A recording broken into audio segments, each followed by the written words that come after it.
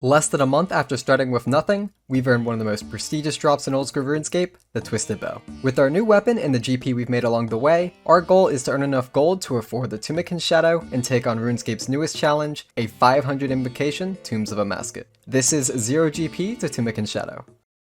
Hello everyone, and welcome to episode 6 of 0 GP to Tumeken Shadow. We're starting this episode off with 85 agility, slowly working toward the Hollowed Sepulchre floor 5, and this is a great start because with 85 agility I can actually use a Summer Pie to boost to 90 agility and do the Ardoin rooftops. So let's go ahead and grab some Summer Pies and head to the Ardoin rooftops. Now that I can complete the Ardoin rooftop, I think one thing I want to do is go ahead and complete the Ardoin Elite Diary. The biggest reason I couldn't complete it before was the 90 agility. It is a extremely hard task to get, but if we go ahead and check the achievement diaries and check the Ardoin, we actually have the requirements for everything now other than the 90 agility, but we already boosted for that. So yeah, I think that's one thing I want to get done. I'll get a nice 50k XP lamp so I can put that in agility and get 86 a little bit faster. I have completed all other diary tasks except for creating the Ruinite crossbow from scratch, so using this sinew or whatever it is on the crossbow should complete the elite Ardoin diaries. Very nice, but the main reason I'm doing this actually is just to get the extra 50k agility XP, because going from 85 to 86 agility is like 350k XP, so I'd like a little bit of a boost. 2 pints give me my Ardoin cape 4, and I think the cape is actually pretty decent stat wise. It's like really good prayer bonus and stuff like that, but like I said, the main reason I'm doing this is just for the little bit of extra agility XP. 50,000 XP is a lot. It's like an hour's worth of agility, which is pretty insane. I also think you get some extra marks of grace having the Ardoin Elite diary completed, so that's nice, I guess. Before we finish up with 86 agility, I want to thank you guys again for the support. Around 18% of you watching are now subscribed, and if we could possibly hit 10,000 subscribers before the end of the year, that would make me extremely happy. I've also read all of your comments, and it seems most of you like the idea of keeping the Twisted Bow as an untradeable item for the series, so I think that's what I'll be doing. I should mention I won't lean heavily on the Twisted Bow to make the 1.5 bill I need for the Tumeken Shadow, as I have a lot of ideas for different moneymakers, such as the Hollowed Sepulchre, which I'm currently working towards. However, for this video specifically, I will be leaning heavily on the Twisted Bow, just to really test it out. I've never had an account with a Twisted Bow and Rigor, so I'm actually pretty excited to see what it can do. The agility levels are taking longer and longer, but there it is, 86 agility. Now we are only 6 levels away from the Hollowed Sepulchre, but that is enough agility for this episode. I'm ready to have some fun with the Twisted Bow. Now, I don't want to stall the fun with the Twisted Bow for too long, but I went ahead and checked my bank, and it is worth quite a bit more than when I ended my last episode at 147 mil. I have been doing some herb runs and some birdhouse runs, so that has added a little bit to the bank value. But the biggest thing is Dragon Hunter Lance has been going up quite a bit, which is actually quite fortunate for me, as I don't really need it anymore. I've already done Vorkath, and I am not going back to the Chambers of Xerix, so I think I'm going to sell this off and rebuy some of the Zenites I'm missing. And would you look at that, I have sold the Dragon Hunter Lance for nearly 52 mil. In the last episode, I bought the Dragon Hunter Lance for I think 39 mil. Nice 12 mil profit minus the tax, so probably around 10 mil profit. Not bad at all for an item that I needed anyway. With the money I made from the Dragon Hunter Lance, I went ahead and rebought all of the Zenites I was missing, rebought all of the Dagonoth King rings I was missing, and I rebought all of the D'hide pieces I was missing that I had to sell off in the last episode. Let's go ahead and collect that, and now we can go ahead and have some fun with the Twisted Bow. First boss we'll be trying out with the Twisted Bow is Cerberus.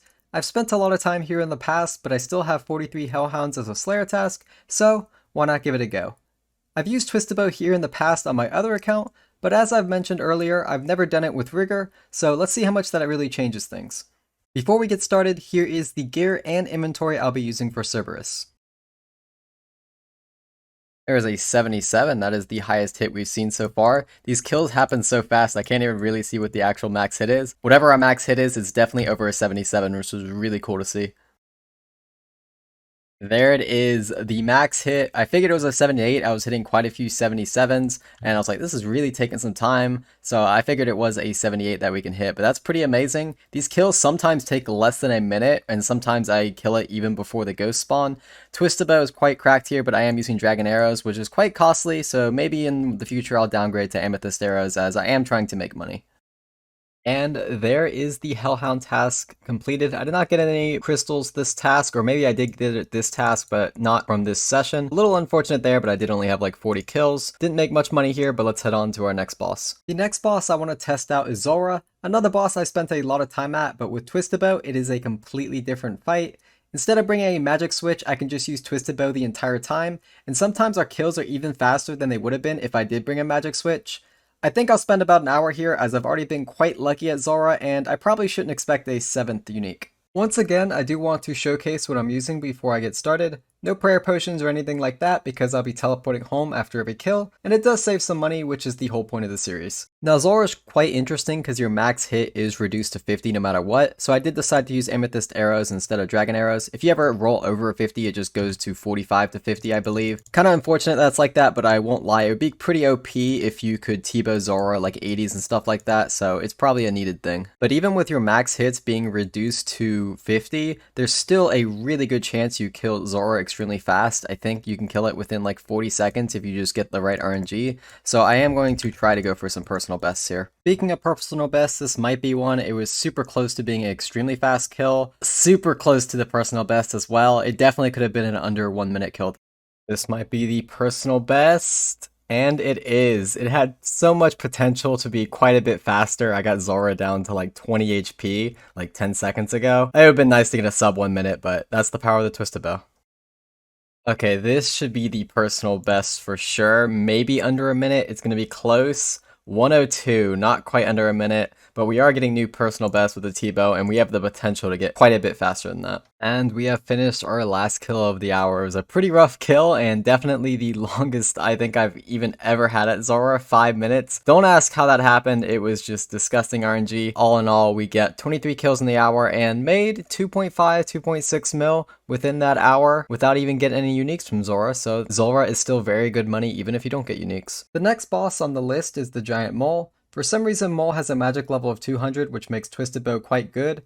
I've also heard kills are extremely fast, respawn times are short, and it's really good money alongside being one of the faster pets in the game. Just like Zora, let's give it an hour and see what happens. Here's the setup I'll be rolling, or should I say moling, with for the Giant Mole himself. One small thing I find funny is how our helm slot keeps changing as we change boss. Not that it really matters though. I should also note I've killed very little Mole as I've never had an account with the Falador Hard Diary before this one, so it should be a bit easier than before. So I'm not sure how many people know about this, but apparently you can also just safe spot the Mole and it's completely fine. I think he still digs if I do too much damage to him, but very interesting because I was not aware that you can literally just safe spot the Mole like this. I guess not too many people kill it with range, or at least they didn't used to. It's like DH meta, so very interesting. And apparently the Mole drops elite clue scrolls as well, even though it's one of the easiest bosses in the game. I was not aware of that, so I guess we can start with an elite clue scroll. Hey, I just got 2 combat achievements, Hard Hitter and Giant Mole Novice. I think one is 10 KC and one is for hitting the mole, so that's quite nice. And I just got another task, Whack-a-Mole. I don't even know how I get these combat achievements or even what this is, but guess we'll take it. And we get ourselves the Giant Mole Champion. I keep getting baited by these task completed things, thinking I got the pet or something like that. If you're not aware, the Giant Mole only has 3 things on the collection log: the Mole Skin, the Mole Claw, and the pet. So every time I see a pop-up, I'm like, oh, did I get the pet? But that would be a little too lucky because I've already gotten 9 of pets on this account. This is going to be my last mole kill of the hour. Are we going to get the pet? Unfortunately, we are not, but can't really expect one. I think it's like a 1 in 3,000. I will say though, doing the mole was a lot more chill than I thought it was, and 74 kills within an hour, that's quite insane. I knew it was quite a lot, and you guys may have already known it's about that much, which I just didn't know that myself. If we go ahead and throw everything into the price checker, it gets even more insane. This is like 1.5 mil an hour, not including supplies, because I did use quite a few dragon arrows, but I could easily substitute it for amethyst arrows. That's insane. 1.7 mil from Mole. It does require using a Twisted Bow, but if I ever went pet hunting in the future, this is definitely a candidate. That is quite amazing. Another classic boss up next, the one that started them all, the King Black Dragon. Twisted Bow is very interesting at the KBD because unless you're flicking an anti-Dragonfire shield, you can take up to 15 damage from Dragonfire, even with Protect Magic and an anti-fire. Because of that, I probably won't spend an entire hour here, but I do want to at least test it out because the Twisted Bow can still perform quite well here. Again, the helm slot is changed, downgraded all the way to the snakeskin bandana and hides of the monster I'm about to kill. I'm hoping for the best here. I believe I can take up to 60 damage if I don't have Protect from Magic up, so let's just hope we can do a few runs without dying. And there is our first KBD kill of the trip. Thinking about it, I kind of forgot that KBD has a Dragonfire effect that drains your stats, so maybe bringing Divine Potions wasn't the best idea. Even with Divine Potions though, I just hit a 61 there with my stats being drained to 104 range, so Twisted Bow definitely does slap on KBD. Yeah, that Dragonfire breath is brutal. This is going to be like a 6 kill trip. Okay, there's a combat achievement. I keep getting like baited with these combat achievements, just like with Mole. I thought I got the pet or something. I was looking around and I was like, I don't see a pet on the ground. Gosh, these combat achievements, maybe I should turn those off or something, I don't know. I guess the fact that KBD drains your food so fast doesn't really matter, because by the time I run out of food, I'm pretty much a full inventory of hides and bones anyway. Not that they're worth a whole lot, but if I'm going to run out of food, may as well pick it up, make a little bit of money. And I think that is going to be my last kill of the KBD. That is a medium combat achievement, getting 25 kills at the KBD, which is quite nice. Did my character just like do a spin there, or did I just see something weird? I'm not sure about that one. But there is one final boss that I do want to test the Twisted Bow at, which is Commander Ziliana. In my opinion, one of the most iconic places where the Twisted Bow shines. I wanted to do this one last as there is potential to get an orbital crossbow and a Ceridon hilt, which would make a lot of money for the series. I'm also very inexperienced at this boss, and I saw a really cool method which I think is quite known, but a very cool way to do Commander Ziliana, which I want to show you guys. Of course, before we get started, I want to show you guys the setup, and I do also want to show you one other thing, and it's that Twisted Bow is not only good at Commander Ziliana, but it's also good for getting KC, as the Spiritual Mages have quite a high magic level because they are Spiritual Mages, and I'm able to hit over 50 if I have Rigor on without even using a range potion. So if you're looking to get KC with a Twisted Bow and you do not have an ecumenical key, I highly recommend just killing these Spiritual Mages with the Twisted Bow because it works out quite well. Now, the method I wanted to show you guys for Commander Ziliana is with the Blowpipe and Serphelm. If you bring both of them, you have a 100% chance to venom your target if you hit. So before killing Commander Ziliana, I shoot all 3 of the minions with the Blowpipe, and as I'm killing Commander Ziliana, all of the minions slowly die to venom. By the time Commander Ziliana is dead, the minions are at half HP and sometimes even lower than that, which makes the trips a lot more convenient. And there is the first kill of the trip, 73 KC, so that is a very nice, the Bodhi Integer, and I'm actually dying quite a bit here. Let me make sure I actually don't die. I really like the strat of venoming all the minions and just letting them die throughout the kill. It makes cleaning them up quite easy. Should be the kill. A shield left half, really? From Commander Ziliana? I'm not even sure if I want to know how rare that is. I think the rare drop table on this boss is quite hard to hit, if I recall correctly. Maybe I'm completely wrong about that. Yeah, I'm not too sure how to feel about that one. That's an interesting drop. That was close there.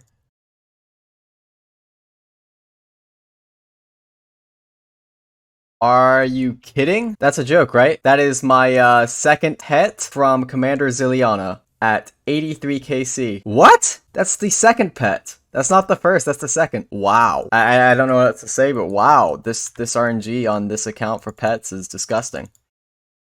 Oh, there's a big hit, a nice 69. Nice. A magic seed from Commander Ziliana. I don't even know what drop table that is. If that's just normally on the drop table. I've never seen a magic seed from Commander Ziliana. Granted, I haven't done too much as Commander Ziliana, but geez, a magic seed? I don't know what my drops are here. We get a shield left half, a pet, and then a magic seed. It's crazy. Oh, that's a big hit. A 73. I think that's the max I've seen, and that was pretty much full potted, so 73. Of course, the Bodhi Integer, one of the best hits you can see. And we get a Ruined Spear off of that kill as well. Isn't that rare drop table as well? Gee, I don't know what's going on.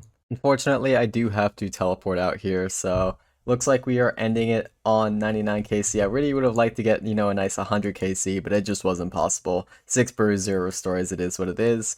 Very interesting trip since I did get a duplicate Ziliana pet, a shield left half, a Ruined Spear, a magic seed. All in all, very interesting to say the least. That is all of the bosses that I wanted to test the Twisted Bow out for this episode. However, I did get an elite clue scroll from Mole, and I even got an easy clue and a beginner clue from my birdhouse runs. So let's go ahead and start with the beginner clue. No uniques yet, but maybe the easy clue has something. Unfortunately, no. Maybe the elite? 405k, that is good, and apparently a new collection log item with the Charged Dragonstone Jewelry. Not too special there, but the 400k from an elite is definitely above average, so we will take that. New collection log item. Not too bad. Now, although it's not much, we did end up making some money in this episode, specifically in the loot tab. We have about 5 mil in the loot tab, so let's go ahead and sell it off and see what it actually is. After selling everything off in the loot tab, we end with 4.6 mil, So let's go ahead and throw that into the bank. We end up with 1.44 bill, but that is with the twisted bow. So let's go ahead and take that out, and we end this episode with 174 mil. I believe we ended the last episode with 147 mil, and my math isn't